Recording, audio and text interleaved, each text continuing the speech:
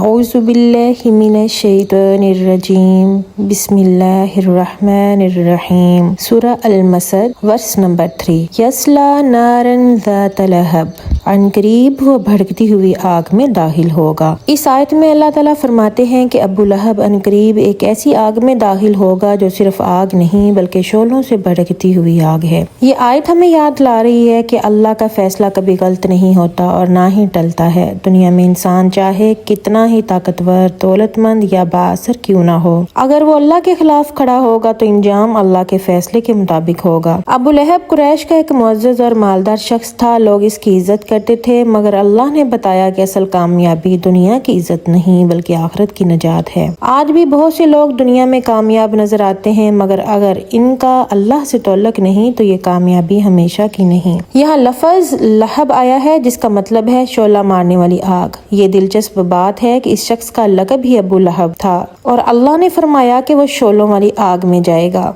लफ्ज़ लहब का मतलब है शोले वाला। ये इस बात की अलामत है कि बाज़ औक़ात इंसान अपनी पहचान पर फख्र करता है, मगर अगर वो अल्लाह की नाफरमानी करे तो वही चीज इसके लिए रसवाई बन सकती है। अबू लहब ने सिर्फ इस्लाम कबूल नहीं किया बल्कि रसूल अल्लाह सल्लल्लाहु अलैहि वसल्लम को तकलीफ दी, लोगों को इस्लाम से रोका, मजाक उड़ाया और दुश्मनी की। ये आयत हमें बताती है कि अल्लाह अपने रसूल की इज्जत की हिफाजत करता है। बेशक ये आयत मक्का में नाजिल हुई, लेकिन अबू लहब कई साल बाद मरा। अल्लाह ने फौरन सजा नहीं दी बल्कि मोहलत दी, मगर फैसला नहीं बदला। अल्लाह ने किसी पर जुल्म नहीं किया। अबू लहब ने अपनी जिद, तकब्बुर और दुश्मनी की वजह से ये इंजाम खुद मुंतहिब किया। हर छोटा फैसला इंसान की आखिरत बनाता है। इस आयत का मकसद सिर्फ डराना नहीं बल्कि जगाना है। जब इंसान जहन्नम को याद करता है तो वो गुनाहों से बचने, तौबा करने और अल्लाह के करीब होने की कोशिश भी करता है। ये आयत सिर्फ अबू लहब की कहानी नहीं बल्कि हर उस शख्स के लिए तंबीह है जो हक जानकर भी तकब्बुर, जिद या दुनिया की मोहब्बत में अल्लाह की नाफरमानी करता है। इसलिए हमें हर रोज अपने दिल का जायजा लेना चाहिए कि क्या हमारे दिल में तकब्बुर तो नहीं,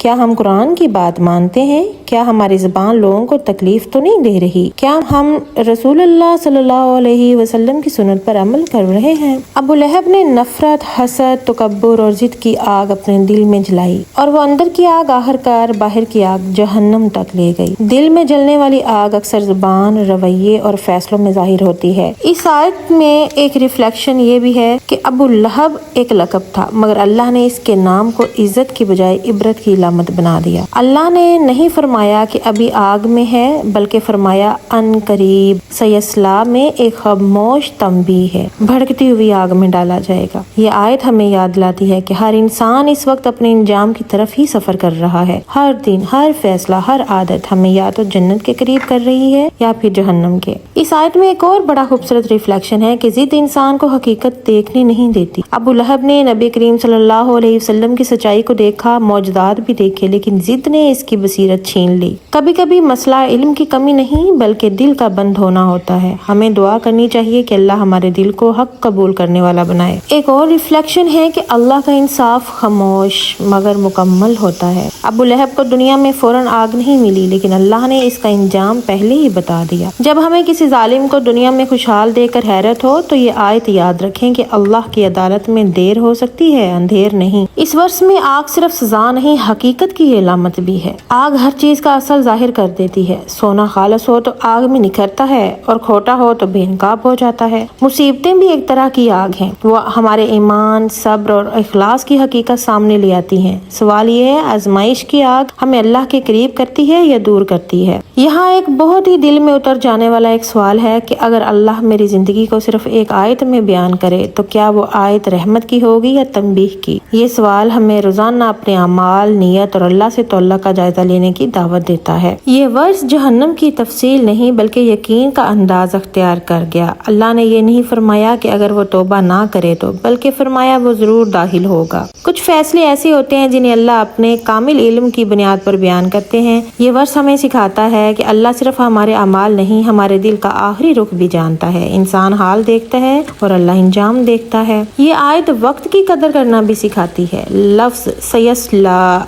अन करीब दाखिल होगा बताता है कि दुनिया और आखिरत के दरमियान फासला اللہ کے نزدیک بہت مختصر ہے۔ ہم برسوں کے منصوبے بناتے ہیں لیکن اللہ ہمیں یاد دلاتا ہے کہ آخرت ہم سے ہماری سوچ سے زیادہ قریب ہے، اس لیے ہر دن کو آخرت کی تیاری کا دن سمجھنا چاہیے۔ ابو لہب نے برسوں تک رسول اللہ صلی اللہ علیہ وسلم کو اذیت دی، لیکن قرآن نے اس کے خلاف جذباتی زبان استعمال نہیں کی، صرف ایک حقیقت بیان کر دی۔ اللہ کا انصاف شور نہیں مچاتا، وہ چیختا نہیں، صرف فیصلہ سناتا ہے۔ مومن کو بھی ہر ظلم کا بدلہ خود لینے کی بجائے اللہ کی عدالت پر بھروسہ کرنا چاہیے۔ یہ آیت انسان کو نتائج میں سوچنا سکھاتی ہے۔ قرآن ہمیں ابو لہب کی پوری زندگی نہیں سناتا، صرف اس کا آخری انجام بتاتا ہے۔ یہ سورہ صرف 5 آیات پر مشتمل ہے، لیکن تیسری آیات پوری سورت کا مرکز ہے، ایک ٹرننگ پوائنٹ ہے۔ پہلی 2 آیات دنیاوی ناکامی بیان کرتی ہیں، مطلب ہاتھ تباہ ہوئے، مال کام نہ آیا، اور تیسری آیت آخرت کا انجام بیان کرتی ہے۔ اب اصل خسارہ سامنے آ گیا۔ قرآن ہمیں بتاتا ہے کہ دنیا کی ناکامی اصل ناکامی نہیں بلکہ آخرت کی ناکامی اصل خسارہ ہے، نقصان ہے۔ یہ ورس اپنے اندر ایک نہایت گہری سوچ رکھتا ہے۔ ابو لہب کے دل میں نفرت کی آگ تھی، اس کی زبان پر تکلیف دینے والے الفاظ تھے اور اس کے اعمال میں دشمنی تھی۔ آخرکار وہ جہنم کی آگ تک پہنچ گیا۔ اس کا مطلب ہے کہ انسان جس چیز کو اپنے دل میں مسلسل پروان چڑھاتا ہے وہی ایک دن اس کی منزل بن سکتا ہے۔ اس لیے اپنے دل میں ایمان، محبت، عاجزی، صبر اور اللہ کی یاد کو جگہ دیں، کیونکہ یہی وہ روشنی ہے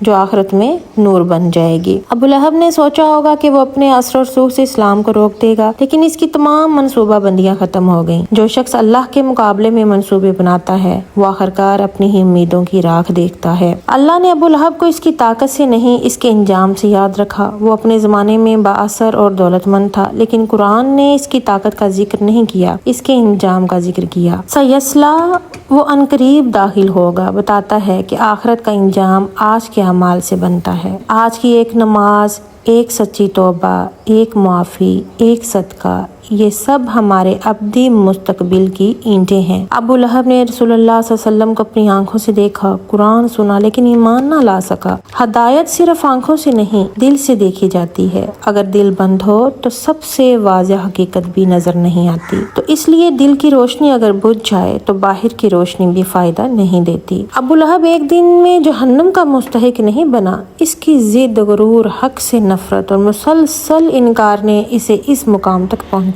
تو لہٰذا بڑے گناہ اکثر چھوٹی نافرمانیوں سے ہی شروع ہوتے ہیں، جنہیں انسان معمولی سمجھ کر نظر انداز کرتا رہتا ہے۔ ہم اکثر لوگوں کی غلطیوں پر بات کرتے رہتے ہیں، لیکن قرآن ہمیں سکھاتا ہے کہ گناہ سے زیادہ اس کے انجام پر غور کرو۔ اگر ہم اپنے ہر عمل کا انجام سوچ کر فیصلہ کریں تو شاید بہت سے گناہوں سے بچ جائیں۔ ورس نمبر 4، وَامْرَأَتُهُ حَمَّالَةَ الْحَطَبِ، اور اس کی بیوی بھی اسی انجام کی مستحق ہے جو ایندھن اٹھا کر لانے والی تھی۔ اس ورس سے یہ ریفلیکشن ملتا ہے کہ برائی کبھی اکیلی نہیں چلتی۔ ابو لہب اکیلا نہیں تھا، اس کی بیوی بھی اس کی برائی میں شریک تھی۔ جس ماحول میں ہم رہتے ہیں وہ ہمارے ایمان پر اثر ڈالتا ہے، اس لیے ایسے لوگوں کا ساتھ اختیار کرے جو ہمیں اللہ کے قریب لے جائیں۔ مفسرین نے بیان کیا ہے کہ ابو لہب کی بیوی کانٹے بچھاتی تھی، اور ایک معنی یہ بھی ہے کہ وہ لوگوں کے درمیان نفرت اور فساد کی آگ بھڑکاتی تھی۔ تو لہٰذا ہر وہ شخص جو دوسروں کے درمیان غلط فہمیاں، چغلیاں یا نفرت پھیلاتا ہے وہ بھی ایک طرح سے آگ کا ایندھن اٹھا رہا ہوتا ہے۔ ورس نمبر 5، فی جیدہا حبل من مسد، اور اس کی گردن میں بٹی ہوئی مضبوط رسی ہوگی۔ یہ رسی صرف سزا نہیں بلکہ اس بات کی علامت بھی ہے کہ بعض اوقات ہمارے اپنے ہی اعمال ہمیں باندھ دیتے ہیں۔ ہر گناہ اگر بار بار کیا جائے تو عادت بن جاتا ہے، اور ہر گناہ اگر بار بار کیا جائے تو وہ عادت بن جاتا ہے، اور یہی عادت ایک زنجیر بن جاتی ہے، اور آزادی صرف اللہ کی اطاعت میں ہے۔ قرآن بعض اوقات لمبی تقریر نہیں کرتا بلکہ ایک ایسا منظر دکھاتا ہے جو دل پر ہمیشہ کے لیے نقش ہو جاتا ہے۔ صدق اللہ العظیم۔